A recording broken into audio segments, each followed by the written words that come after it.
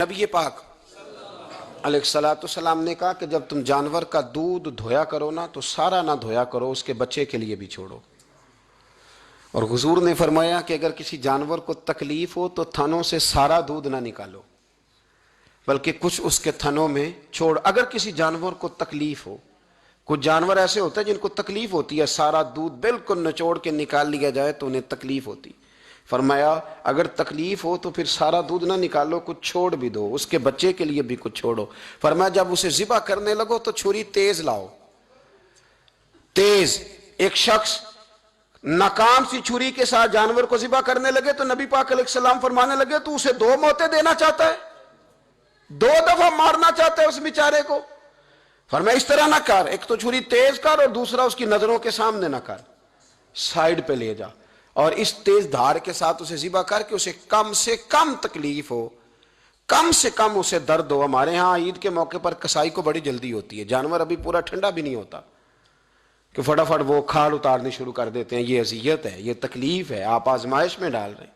آپ اس سے کہیں، میں تو ریکویسٹ کر لیتا ہوں کبھی کبھی، میں کہتا ہوں یار تو چند پیسے زیادہ لے لینا، تجھے اگلے گھر جانے کی جلدی ہے، تجھے ٹیلی فون بھی آ رہے ہیں تو آدھے گھنٹے کا ٹائم بھی بتاتا جا رہا ہے، لیکن ایسے نہ کر، یہ جانور ہے، اس میں اللہ نے جان رکھی ہے، اس کا خیال کر۔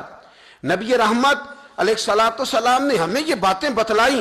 فتاوی عالمگیری میں پڑھ رہا تھا، عجیب فتویٰ لکھا ہے، انہوں نے لکھا جو آدمی جانور کے دودھ دھوئے نا اس کے ناخن بڑے نہیں ہونے چاہیے۔ جانور کے جو تھن ہوتے ہیں وہ نازک ہوتے ہیں، تو جس کے ناخن بڑے ہوں گے۔ اور صاحب فتاوی عالمگیری نے لکھا ہے کہ ہفتے کے بعد ناخن کاٹنا سنت ہے، لیکن جس نے جانوروں کا دودھ دھونا ہونا وہ ہفتے کا انتظار نہ کرے، وہ جلد ناخن کاٹ لے تاکہ جب دودھ دھوئے گا تو جانور کو تکلیف نہ ہو، وہ جلدی کاٹ لے اور اس ترتیب سے صحیح کر کے ناخن کاٹے کہ وہ کٹے ہوئے ناخن بھی کہیں جانور کو تکلیف نہ دے۔ آپ خود اندازہ کر لیں کہ آپ کا اپنا اگر ناخن صحیح کٹا نہ ہو تو آپ کے سخت گوشت کو بھی تکلیف دیتا ہے، تو جانور کا تھن تو نرم ہوتا ہے۔ حضور علیہ السلام نے فرمایا جو جانور جس مقصد کے لیے پیدا کیا گیا اسے وہی کام لینا ہے، دوسرا کام نہیں لینا، جس مقصد کے لیے پیدا کیا گیا۔ گھوڑا، گدھا اور خچر کھانا اسلام میں ذبح کر کے کھانا اس لیے جائز نہیں رکھا گیا کہ یہ سواری کے جانور ہیں، تو جو سواری کے جانور ہوں گے انہیں ذبح کر کے کھایا نہیں جائے گا، ان سے سواری کا کام لیا جائے گا۔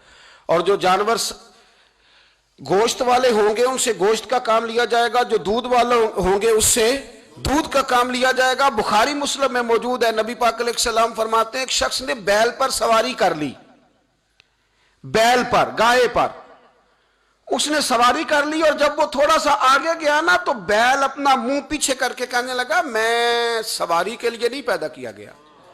اللہ نے اسے زبان عطا فرمائی اور بیل بول پڑا، کہنے لگا مجھے حل کے اندر جوت لے، یہ کام مجھ سے لے لے، لیکن تو میرے اوپر سواری نہیں کر سکتا، سواری کے لیے اللہ نے گھوڑے پیدا کیے، اونٹ، گدھے اور خچر پیدا کیے ہیں، جو جانور جس مقصد کے لیے ہوگا اس سے وہی کام لیا جائے گا۔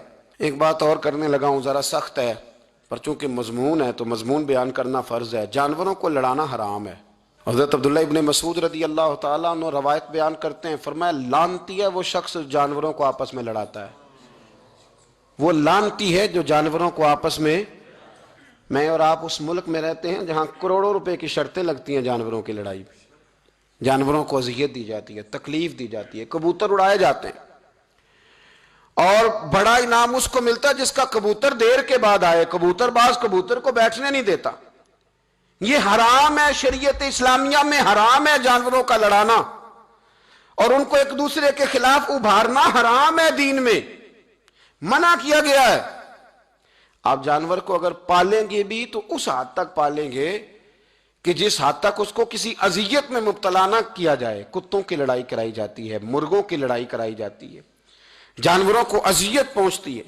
بیلوں کی لڑائی ہوتی ہے، سینگ ٹوٹ جاتے ہیں، لہو اتنا بہتا ہے جانوروں کا کہ دیکھا نہیں جاتا، لیکن سامنے بیٹھنے والے تالیاں بجا رہے ہیں۔ یہ تو بڑے سخت دل لوگوں کے رویے کہ جانور کا خون بہ رہا ہے اور آپ تالیاں بجا رہے ہیں۔